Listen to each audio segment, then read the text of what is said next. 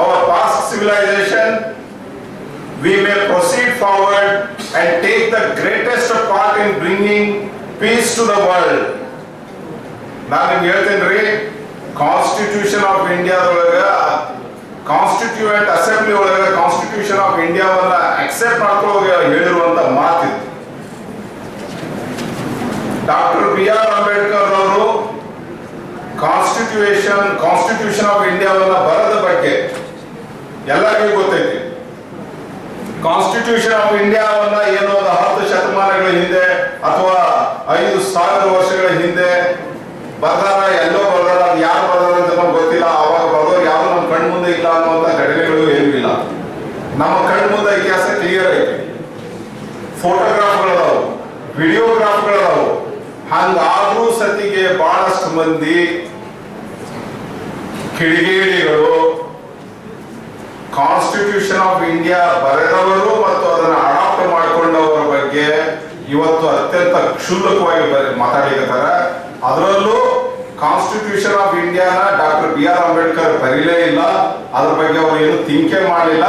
ಯಾವನ ಒಬ್ಬ ಬರದ ಅವ ತಗೊಂಡ್ಬಂದು ಇವರಿಗೆ ಕೊಟ್ಟ, ಇವರು ಅಸೆಂಬ್ಲಿ ಒಳಗ ಕುಂತ್ಕೊಂಡು ಓದಿದ್ರು ಅನ್ನುವಂಗ ಹೇಳಕತ್ತಿ. Just because they don't want to give due respect and due credit to Dr. BR Ambedkar, they are talking like this and they say ಒಬ್ರು ರಾವ್ ಅನ್ನೋರು ಬರೆದ್ರು, ಇವರು ಓದಿದ್ರು ಅನ್ನೋ ಹೇಳಾಕತ್ತಾರೆ. ಅದ್ರ ಬಗ್ಗೆ ನಾವು ಒಂದು ಮಾತು ಹೇಳ್ತೀನಿ. ನಾನು ಮಾತಲ್ಲ, ಬಾಬು ರಾಜೇಂದ್ರ ಪ್ರಸಾದ್ ಅವರ ಮಾತುಗಳನ್ನ ನಾನು ಇಲ್ಲಿ ಹೇಳ್ತೀನಿ. Before I close, I must express my thanks to all the members of this August Assembly, from whom I have received not only courtesy, but if I may say so, also their respect and affection. Sitting in the chair and watching the proceedings from day to day, I have realized, as nobody else could have, with what zeal and devotion the members of the drafting committee and especially its chairman, Dr.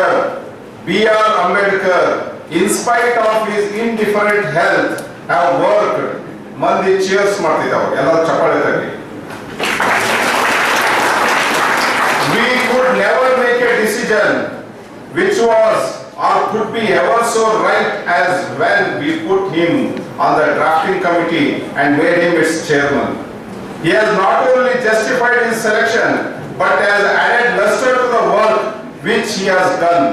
In this connection, it would be invidious to make any distinction as among the other members of the committee. I know they have all worked with the same zeal and devotion as its chairman, and they deserve the thanks of the country. Babu Rajendra Prasad, the President of India, 26th November 1949. ನಾನು ನಿಮ್ಗೆ ಹೇಳ್ತೇನ್ರಿ, ಯಾರಾದರೂ constituent ಅಸೆಂಬ್ಲಿದು ಕೆಲವೊಂದು video ತುಣುಕುಗಳಲ್ಲ. Doctor Babu Rajendra Prasad ಅವ್ರ ಮಾತಿಗಿಂತ ಮೊದಲು ಒಬ್ರು ಹೇಳ್ತಾರ, ಅಂಬೇಡ್ಕರ್ ಅವರು ಎಷ್ಟು ಶ್ರಮವನ್ನ ಪಟ್ಟು ಇದನ್ನ ಬರೆದ್ರು ಮತ್ತು ಅದನ್ನ ಡ್ರಾಫ್ಟಿಂಗ್ ಕಮಿಟಿ ಅಸೆಂಬ್ಲಿ ಒಳಗ ಕಾನ್ಸ್ಟಿಟ್ಯೂಯೆಂಟ್ ಅಸೆಂಬ್ಲಿ ಒಳಗ ಯಾರ್ಯಾರು ಮಾತಾಡಿದ್ರು, ಯಾರ್ಯಾರು ಕ್ವಶನ್ ಹಾಕಿದ್ರು, ಅವ್ರೆಲ್ಲರಿಗೂ ಅವ್ರ ಆರೋಗ್ಯ ಚಲೋ ಇಲ್ಲ ಅಂದ್ರ ಸತಿಗೆ ಎದ್ದು ನಿಂತು ಉತ್ತರ ಕೊಟ್ಟರು ಅನ್ನೋದ್ರ ಬಗ್ಗೆ ಒಂದು ಮಾತು ಹೇಳ್ತಾರೆ.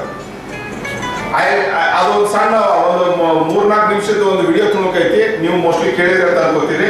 ಅದಕ್ಕೆ ನೀವು ಸಿಗ್ಲಿಲ್ಲ ಅಂತಂದ್ರೂ you just ask constituent assembly ಒಳಗದ್ದು ವಿಡಿಯೋ ಅಂತ ಗೂಗಲ್ ನೊಳಗೆ ನೋಡ್ರಿ, ಯೂಟ್ಯೂಬ್ ನೊಳಗೆ ನೋಡ್ರಿ, ಇಟ್ ಈಸ್ ಅವೈಲೇಬಲ್. ಅದ್ರ ಸಲುವಾಗಿ ನಾವು ವಿಚಾರ ಮಾಡ್ತೀನಿ, ಕಾನ್ಸ್ಟಿಟ್ಯೂಷನ್ ಆಫ್ ಇಂಡಿಯಾ ಮತ್ತು ಅಂಬೇಡ್ಕರ್ ಬಗ್ಗೆ ನಾವು ವಿಚಾರ ಮಾಡುವಾಗ ಹೇಳ್ತೀನಿ. We all are Indians. Our religion is Indian religion. Dr. BR Ambedkar is founder of our religion. Our religious book is Constitution of India.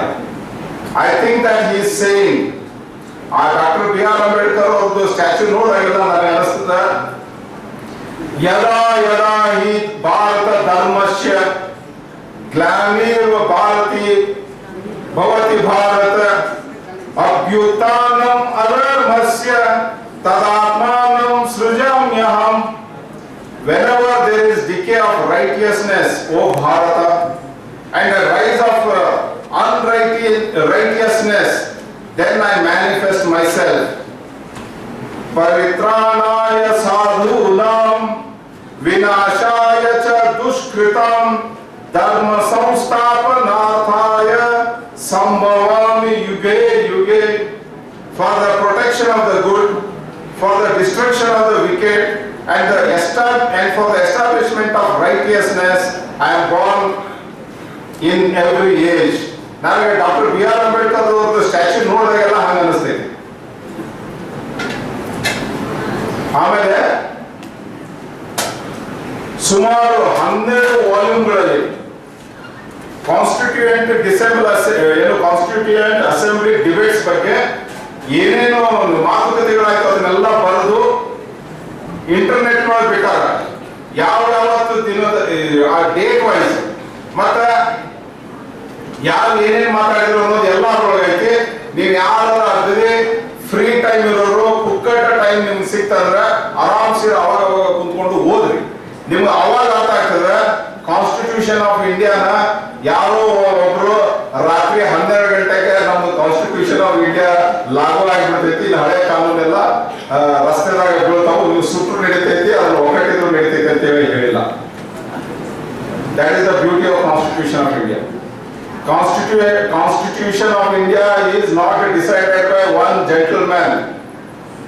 Constituent of India has been discussed, adopted, and it was corrected by several people who were sitting in the assembly.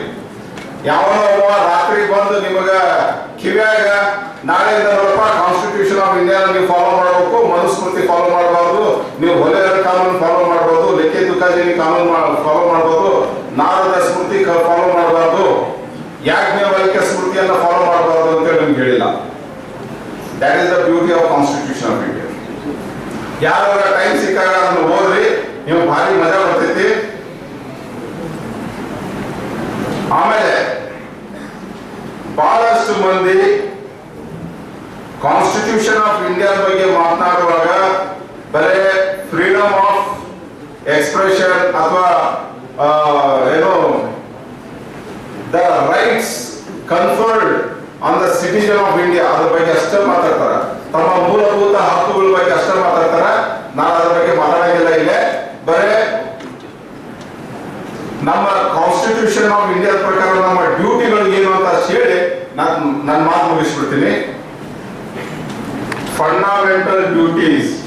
It shall be the duty of every citizen of India to abide by the Constitution and respect its ideals and institutions, the national flag and the national anthem, to cherish and follow the noble ideals which inspired our national struggle for freedom, to uphold and protect the sovereignty, unity and integrity of India, to defend the country and render national service when called upon to do so, to promote harmony and the spirit of common brotherhood among the people of India, transcending religious, linguistic and regional or sectional diversities, to renounce practice derogatory to the dignity of women, to value and preserve the rich heritage of our composite culture, to protect and improve the natural environment including forests, lakes, rivers and wildlife, and to have compassion for living creatures, to develop the scientific temper, humanism and the spirit of inquiry and reform, to safeguard public property and to abjure violence, to strive towards excellence in the spheres of individual and collective activity, so that the nation constantly rises to higher levels of endure and achievement. ನಾನು ಹೇಳ್ತೀನಿ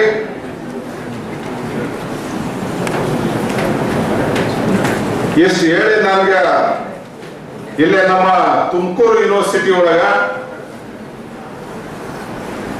Tumakuru university ಅಂತಂದ್ರ ಜ್ಞಾನ ದಾಹಿಗಳು ತುಂಬಿ ತುಳುಕ್ತಾ ಇರುವಂತ university ಅಂತ ನನಗೆ ಅನಿಸ್ತದೆ.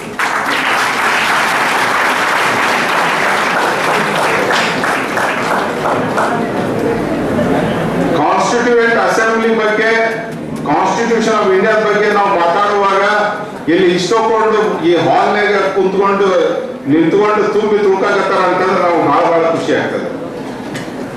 ಇಂಥ ಯೂನಿವರ್ಸಿಟಿಗೆ ನಮ್ಗೆ ಕರೆದು ನಮ್ಗೆ ಮಾತಾಡಕ್ಕೆ ಹೇಳಿದಂತ ತಮ್ಮೆಲ್ಲರಿಗೂ ವಂದನೆಗಳು. ನಮ್ಮ ವೈಸ್ ಚಾನ್ಸಲರ್ ರಾಜಾ ಸಾಬ್ ಅವ್ರಿಗೆ, ನಮ್ಮ ರಮೇಶ್ ಅವ್ರಿಗೆ, ನಮಗೆ ಫೋನ್ ಮಾಡಿದಂತ ರಾಜಶೇಖರ್ ಎಲ್ಲರಿಗೂ ನಿಮ್ಗೆ ವಂದನೆಗಳು. ನಮ್ಗೆ ಇಲ್ಲಿ ನಮ್ಮ ಕುಟಾಗಿರುವಂತ ಸಿದ್ದಯ್ಯ ಅವರು, ವೆಂಕಟೇಶ್ವರ ಅವರು, ಮತ್ತೆ ಸೋಮಶೇಖರ್ ಗುರುಗಳು, ನಮ್ಮ ಮೇಡಮ್ ವಿಮಲಾ ಅವರು ಎಲ್ಲರಿಗೂ ವಂದಿಸ್ತೀನಿ, ನೀವು ವಂದಿಸ್ತೀನಿ. We all are